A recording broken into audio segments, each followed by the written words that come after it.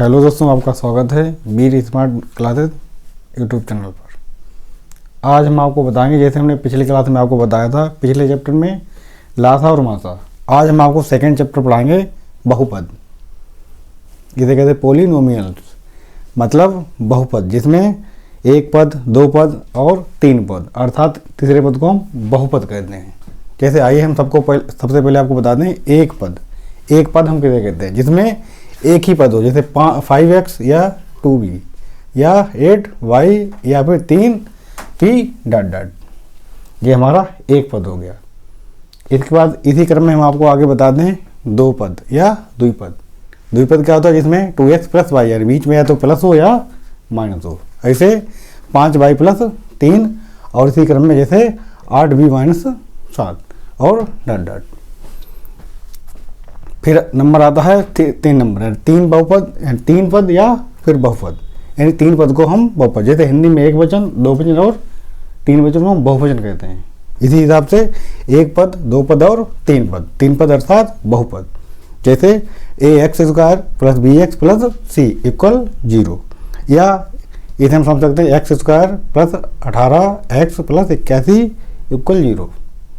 ये हमारा तीन पद हो गया। इसी क्रम में हम इन्हीं सूत्रों के माध्यम से, जैसे मूलों का योग होता है कि अगर किसी समीकरण के मूल अल्फा और बीटा हैं तो उनका मूलों का योग हम कैसे ज्ञात करते हैं। जैसे मूलों का योग अल्फा + बीटा = -b/a, या इसी क्रम में हम इसे लिख सकते हैं, या अल्फा + बीटा = -x का गुणांक बटे x² का गुणांक।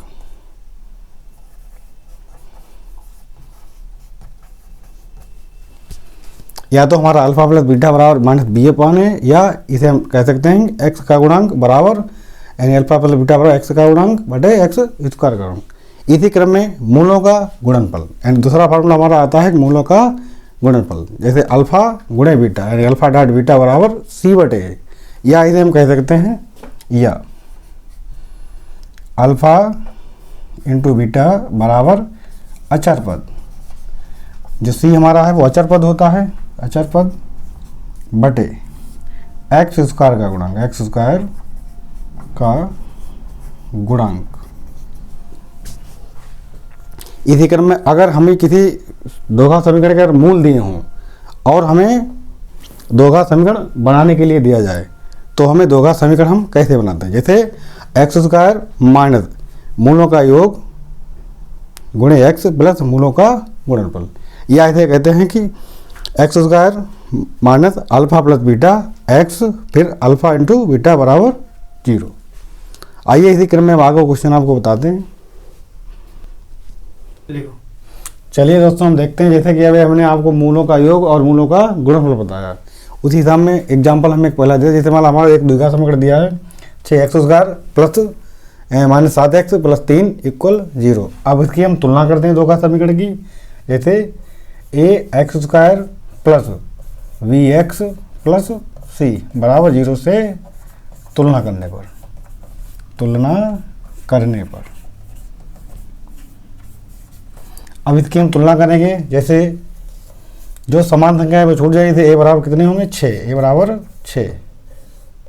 इसी क्रम में b बराबर -7। अगर यहाँ पर प्लस का चिन्ह दिया है तो प्लस का चिन्ह नहीं लिखा जाता है, अगर माइनस का होगा तो माइनस का जरूर लिखा जाएगा। इसी क्रम में जैसे c बराबर 3। अब हमें ज्ञात करना है मूलों का योग, इसलिए मूलों का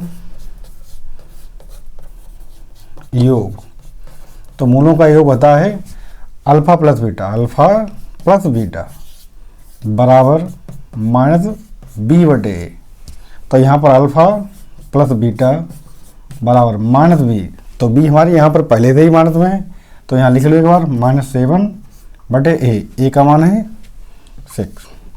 ऐसे अल्फा + बीटा बराबर प्लस होता है बटे 6, या ऐसे हम लिखते हैं अल्फा + बीटा बराबर 7/6। ये हमारा अल्फा प्लस बीटा यानी मूलों का योगफल आ गया। और इसी क्रम में हम देखते हैं आगे मूलों का गुणनफल। तो लिखो इसलिए मूलों का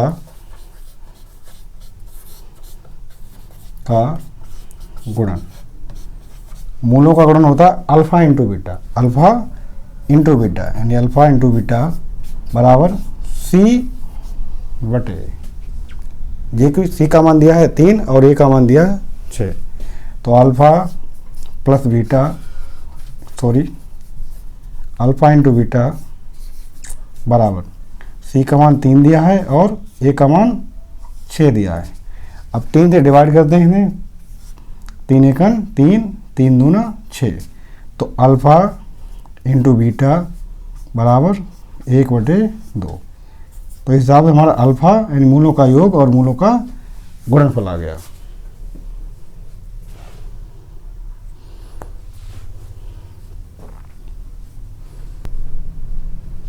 चलिए दोस्तों, अब हम देखते हैं दूसरा एग्जाम्पल, जैसे x square plus 8x plus 5 बराबर 0। अब इसकी सबसे पहले हम तुलना करते हैं। तुलना वाला समीकरण हमें पता है A X square plus V X plus C बराबर 0 से तुलना करने पर, अब हम इसकी तुलना करेंगे। तो तुलना में ए बराबर, जहाँ पर कुछ नहीं दिया होता है वहाँ पर ए का मान 1 होता है। जैसे ए बराबर 1, क्योंकि एक्स स्क्वायर से एक्स स्क्वायर कैंसिल हो जाएगा तो ए के ऊपर कुछ नहीं लिखा तो उसका मान 1 होता है। इसी क्रम में बी बराबर एक्स एक्स कैंसिल होगा तो बी बराबर कितने होंगे, 8 हो जाए, और सी बराबर 5। और इसी क्रम में हम देखते हैं कि नंबर 1 मूलों का योग। तो मूलों का योग हम देखते हैं यहाँ पर अल्फा प्लस बीटा बराबर, अब हम देखते हैं जैसे पहले हमने आपको अल्फा प्लस बीटा बराबर माइनस बी मान ए पढ़ाया था। अब हम देखते हैं कि जैसे बी का मान है 8, 8 के साथ एक्स के साथ है, मतलब माइनस एक्स का गुणांक, माइनस एक्स का गुणांक बटे एक्स की पावर 2 यानी एक्स स्क्वायर का गुणांक।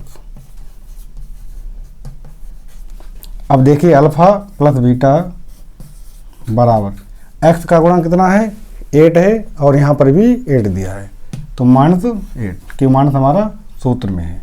ए का मान कितना है, एक्स स्क्वायर का गुणांक 1, यानी जहाँ पर कुछ नहीं वहाँ पर 1, तो 8 से भाग देंगे तो माइनस के 8 आ जाएंगे। इसी क्रम में हम देखते हैं सेकेंड ऑप्शन, जैसे मूलों का गुणन, मूलों का गुणन। तो मूल के गुणन में हम देखते हैं अल्फा इंटू बीटा, क्या होता है, अल्फा इंटू बीटा बराबर अचर पद बटे एक्स स्क्वायर का गुणांक,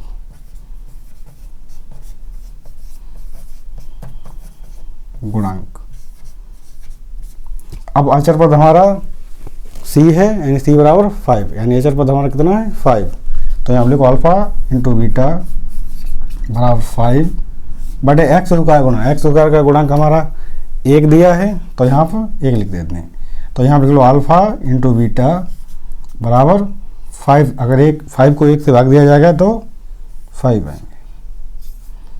तो चलो हम दोस्तों देखते हैं, 2 क्वेश्चन देखे हमने, एक पहले दूसरा एग्जाम्पल।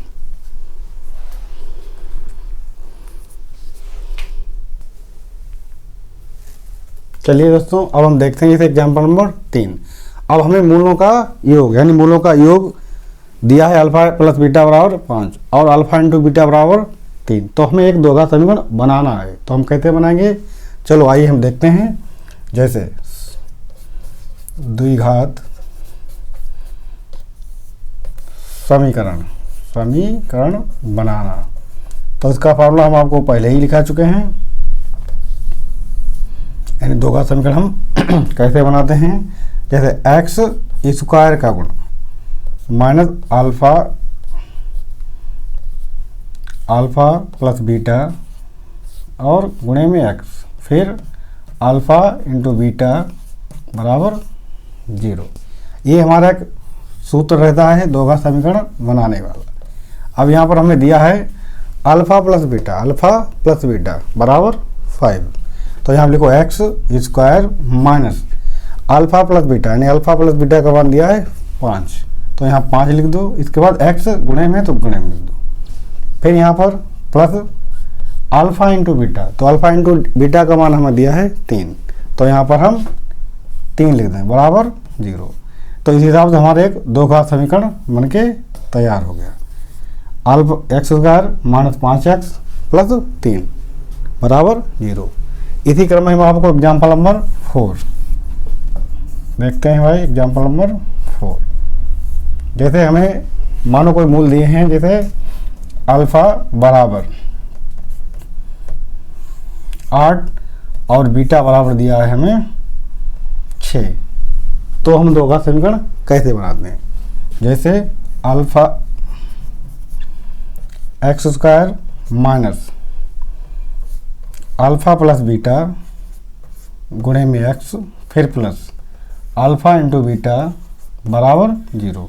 ये हमारा दो घात समीकरण बनाने वाला फार्मूला है। तो इसमें हम अल्फा और बीटा के मान रखकर समीकरण को बनाएंगे।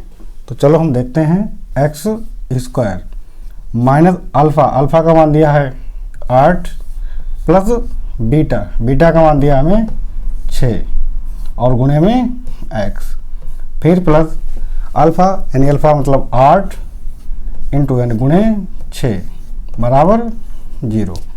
तो एक्स स्क्वायर माइनस 8 और 6, 8 6 14 होते हैं, एक्स फिर प्लस 8 संग 48 बराबर 0।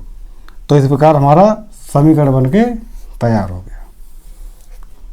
अगर हमें दिया हो अल्फा प्लस बीटा तो हम इस तरीके से ज्ञात करते हैं। अगर हमें अल्फा और बीटा अलग अलग दिया है तो हम इस हिसाब से समीकरण ज्ञात करते हैं।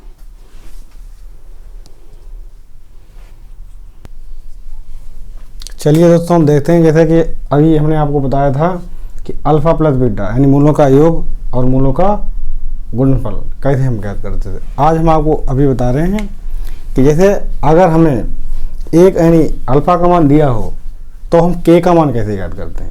जैसे एक समीकरण हमें दिया है के माइनस 1 एक्स स्क्वायर प्लस के एक्स और के एक्स प्लस